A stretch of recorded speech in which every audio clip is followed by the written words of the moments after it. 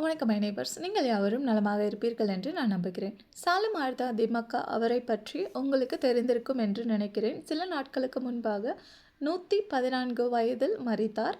அவர் இந்தியாவில் கர்நாடக மாநிலத்தை சேர்ந்தவர். அவரும் அவருடைய கணவரும் இருவரும் சேர்ந்து சாலை ஓரங்களில் ஆலமரங்களை நட்டு வளர்த்து வந்தார்கள். அதற்காக அவருக்கு தரப்பட்ட ஒரு தகுதிதான் திமக்கா என்ற பெயர்.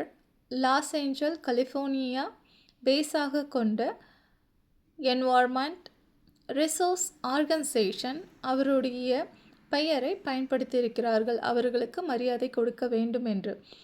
இது சிறிது காலத்திற்கு முன்பு தான் எனக்கு தெரியும்.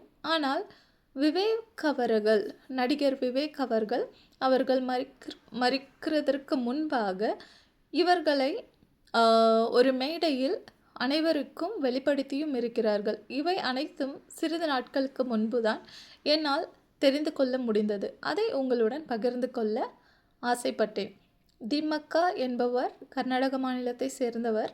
114 வயதில் மரித்தார். அவர் ஆலமரங்களுக்காக வாழ்ந்த தாயார் என்று நாம் குறிப்பிடலாம். அவருடைய கணவரும் அதற்கு உதவியாக இருந்திருக்கிறார். உங்கள் நாள் இனிய நாளாக அமையட்டும். அன்புடன் மரீனா. நன்றி.